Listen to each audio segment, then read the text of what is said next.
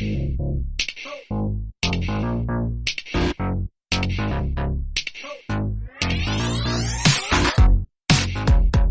and gentlemen, welcome to Snap Material. That is correct. It is the holiday season, December, and we are here to discuss the previous season of Marvel Snap, Higher, Further, Faster. We'll get into the upcoming season. We'll get into our holiday-themed top 5. We'll also talk a holiday-themed battle. That's right. We will have a live on-air battle. And we will also get into our unlocks. And I think that should be it. I don't know. I might be missing something there. But well, Jesse, I have another bonus top 5 or possibly more. Fantastic. Good. I knew you'd come through. That's Evan Bevins right there. I'm Jesse Starcher. Welcome to the show. We're going to get right into it right now. So previous season was Higher, Further, Faster. Clearly Marvel's themed, I would go ahead and say. This released November 7th of 2023. I know we talked about the preview last season, so now we're going to talk about our experience with this past season and what we got into and the cards we had seen and some of the surprises that may have happened. So our first card was Ms. Marvel, a 4-cost, 5-power card. Her ongoing was adjacent locations where your cards have unique costs have plus 5 power. And I remember last discussion we had, I was kind of confused. How in the world is this going to work? And now I have a better idea of it, obviously. I think thanks to your explanation during the podcast, number 1. But number 2, got to see it all kind of go down there during the season. Ran into her a good bit with her being the premier card that came with the season pass. She did cost me some games sometimes. There were some times where I was up against her and didn't have anything in my deck that could get rid of an ongoing or destroy her in some way. She can be an adversary for sure, a formidable adversary when she needs to be. Yeah, I saw her frequently. Not wasn't inundated with her, but I saw her frequently, and she's definitely useful. She wasn't a card where oh crap, here comes Ms. Marvel, but you had to pay attention. Right. So and maybe you use Polaris or Juggernaut, move somebody around, and doubled up costs in some locations. But yeah, you definitely have to pay attention to her. Yeah. I think her coupled with Onslaught sometimes really made me upset. Oh yeah. So after that, we got the 3-cost, 7-power Gladiator, which we both dropped some, Spotlight Caches, I think, is what I used to try and get Gladiator. I had to use all 3 of them. Gladiator's on reveal, add a card from your opponent's deck. 4. Oh, man. On reveal, add a card from your opponent's deck to their side of this location. If it has less power, destroy it. Yeah, I had to get him. I thought he would really be more useful than he actually is. I don't know if it's because I really did lean towards not using a deck that was kind of geared around him very much this past season. So there may be a situation where I do finally get a deck that I want to build around him, or at least have him as an integral part of it. But yeah, I didn't see him doing much other than when he is used, the majority of the time he's killing off whoever comes out there. But if you get somebody with a greater power of 7, then, I mean, those are few and far between in the world of Marvel Snap cards. So I did face Gladiator every once in a while, and when he was used against me, there weren't too many times where I was cussing what happened. I can recall any games where I immediately was like, okay, I'm done here after Gladiator killed whoever it was. Well, I didn't regret using 4 Spotlight Caches to get him. Yeah, he's not somebody you'll build a deck around, but I mean, I worked him in pretty much in my old standby, the Living Iron slot deck, because I figured he kind of splits the difference with Thor, and he's under Shang-Chi's threshold, and you don't need 2 cards. You don't need to draw 2 cards to make him work. So he kind of replaced Thor in that deck for me. I tried him in a variation on the Silver Surfer deck, since he's a 3-cost. It is pretty satisfying when he draws Null and blasts him to smithereens. Oh, yes. So I do like that, and I think it's a pretty cool representation of, because I believe in the comics his power and strength is actually tied to confidence. So if he's going up against Death, he might not feel as confident as if he's going up against, say, Electro. Okay. The thing that I didn't think of with him that kind of mitigates his usefulness, but also justifies the 7 power, is if it's an on-reveal card, they still get to do their on-reveal. Mm-hmm. So you're depriving them of points, but not the effect. So that's something I didn't really think about. So it's not a reason not to use him, but kind of tempers what he can do a little bit. Right. Yeah. All right. Third card we're going to talk about tonight is Annihilus. 5 cost, 7 power. On reveal, your cards with 0 or less power switch sides, and you destroy those that can't. My notes here was, you told me you ought to save up, Jesse, and wait to get this guy. And I was like, nah, man, I really want that Gladiator. I got to get Gladiator. I took a shot trying to get him, and I did not get him, and wasted my one spotlight cash on, I think I might have got X23 or somebody. I can't remember. But anyway, did not get Annihilus. So that week passed me by, and I was watching people use them left and right. One of the more unique and sometimes very useful powers that are out there. And I did encounter him a handful of times. It was fun to kind of see him do his thing, but he didn't win the game for a lot of people that I played against. Usually when he would show up, I had something to kind of counteract or answer with what happened. Usually Death Strike, if I'm looking at a bunch of negative cards coming over into my lane, as long as the lane isn't filled up, I've got usually Lady Death Strikes in my bounce house deck that I've been using primarily. So anyway, how about you? Yeah, I only had, because I wanted Gladiator so much, I only managed to get one spotlight cash when he was in there, and I got Dakin. Okay. But they, just like last season, he made his way into the shop a little bit before the end of the season, so I did get him. Using those 1,000 tokens from my efforts to get Gladiator helped put me over the top there. And I found him pretty useful. I do have a deck. It can't just depend on him, but I do have a deck that he figures prominently into. And I mean, he's not going to automatically win you the game, but he can help. I mean, I had some games that I lost primarily because Annihilus came in, and like you can kind of see him coming. Mm-hmm. I mean, I know people used Sentry before him, usually with Viper, but now if I see Sentry, I'm expecting Annihilus. Right. To follow closely behind him. And I mean, I'm winning more than I'm losing with him. It took me a little while to fine tune it, but yeah, it works out pretty well for me usually. I threw Angel in there. If in case he doesn't come out, then when one of those rocks or the hood or whoever gets destroyed, you can get an extra 2 points in there with Angel. Oh, yeah. I remember you telling me about that. I thought that was a very sound strategy. And then I tried putting Patriot in there because I was having Debris toss out some rocks, but I ended up phasing him out. I think I replaced him. I don't remember the exact order, but I've got Werewolf by Night in there so he can jump in behind the hood, the Sentry, Annihilus. I need to go back and read some Annihilus comics because so far I've found the card much more interesting than the character. Just everything I've read with Annihilus, everybody's like, guys, Annihilus, that guy is bad news, but he never really does anything.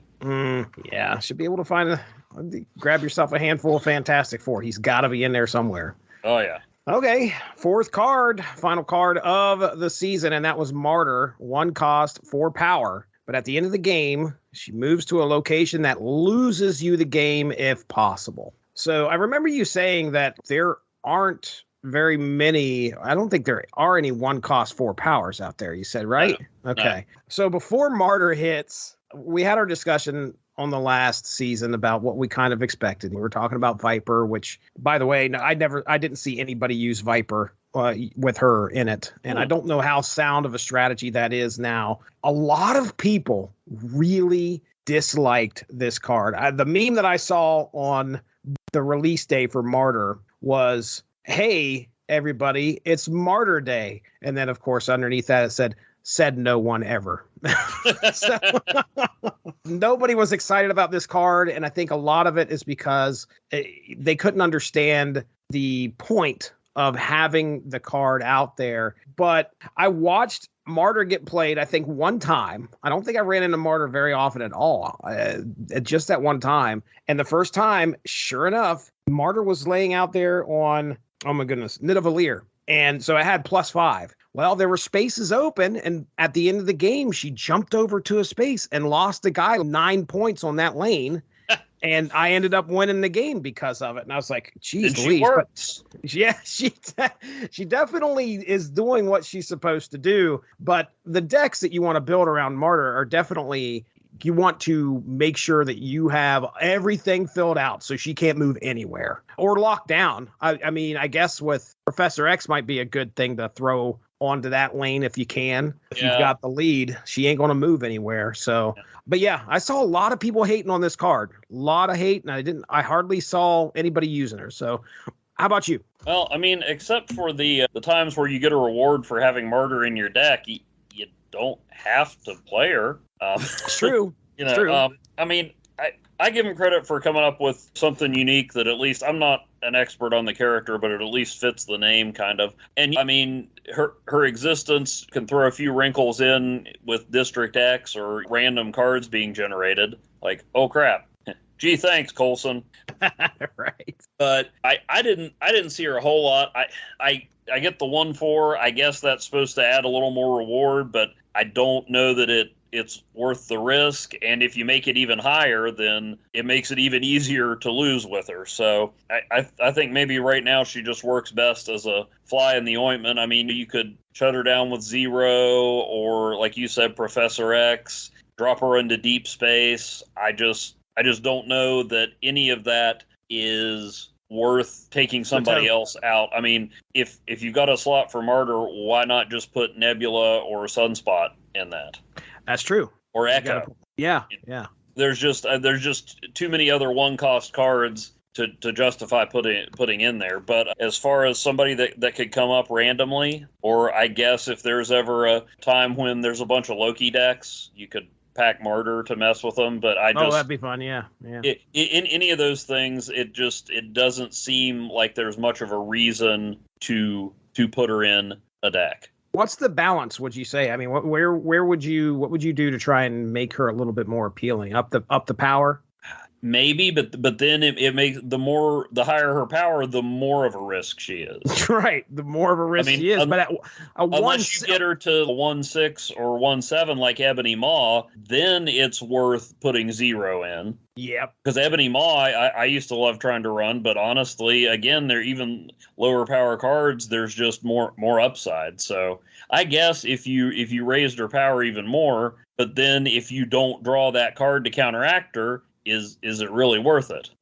That's the risk you take. I don't know. I believe the answer is probably bringing the power up just a little bit more, and she's going to be a lot more appealing to people who are willing to take a risk or build a deck around that risk somehow. Yeah, but I didn't get a chance. I wanted to see somebody. If I get Martyr, I'm definitely doing the Viper thing. At least at some point, I'm going to try and do the Viper thing just to see if I can get them to be messed with. And unless I want to do a really comic accurate Guardians deck, I don't see using any resources to get Martyr. I mean, if I get her in a Spotlight cache, I don't know. I mean, I won't say I've gotten less useful cards, but that Mirage casual variant, it isn't.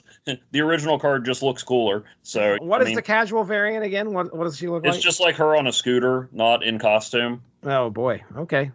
So all right then. I mean, I told somebody, like, her and the Maria Hill, the casual variants, they're drawn like girls I would want to hang out with, but who probably would politely tell me they'd rather not. So that's what it made me think of.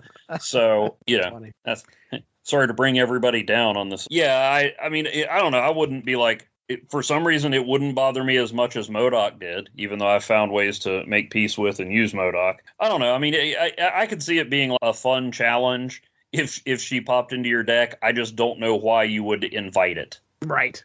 I hear you. All right. Next up, let's get into the locations here. We're going to talk about the Nohr dimension. That's what I'm going to go with. How was it pronounced in the movie? You said it was in the movie, right? No, it was in I think it was referenced in the show. And okay. I don't remember. I was saying Nohr, which is just like Nor, but with a little bit longer vowel sound. I don't really know. Nohr dimension. After you play a card here, add a Jin to your hand. The Jin is a 0/1, 0 cost, 1 power card. And on the reveal, you get 2 energy the next turn. So as far as locations go, I thought this was a good one. You wanted Sunspot in your deck when this thing was active, when they had this as the featured location. I had Lady Deathstrike, but Lady Deathstrike was in there to make some more room. Did you have any fun experience with the Nohr dimension? Yeah, I always like anything that gives you more power or more energy. but I know several times it was kind of like maybe eating around the holidays. It looked good, but pretty soon you were regretting it and thinking, yeah, maybe I should have backed off a little bit. There were a couple of times where I started to get locations so filled up that it didn't matter if I was using if I was using Sunspot, that's good, but if I wasn't using Sunspot, then it didn't matter how much extra energy I had. Right.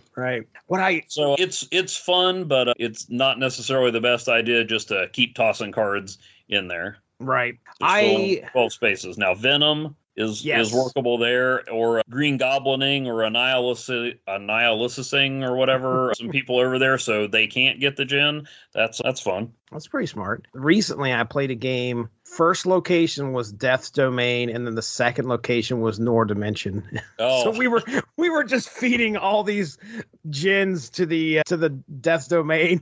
It got pretty ugly, but I would love to see that. Man, could you imagine gens with Altar of Death? That would be an energy feast. My goodness. You better have Sunspot.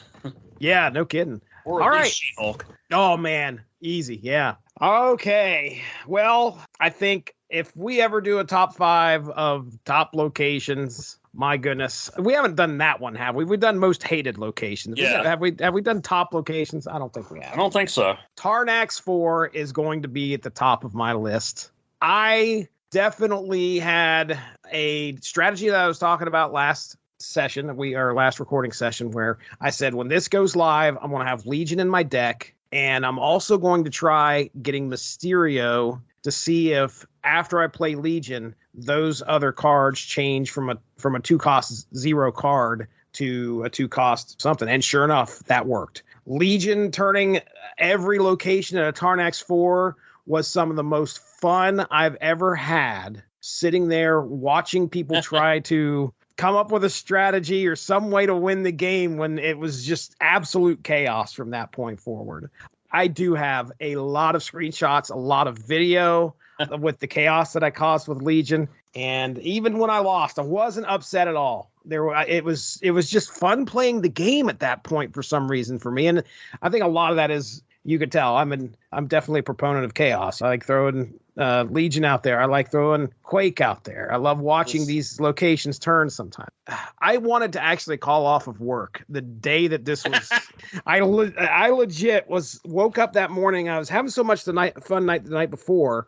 I think I stayed up till 1:00, stupid late, just doing Tarnax 4 over and over and over. Because when you told me, because you had mentioned that, hey, something was going on. I don't know if you told me about the location. I was like, oh, that's right. It's live right now. I get off work. All I'm doing is playing. And then I go to bed really late. The next morning, I'm like, I'm not going to be able to do anything but work. And I know the location is going to get turned off at 2:00 our time. So it's like, I just want to stick around and just not work and play this game all day.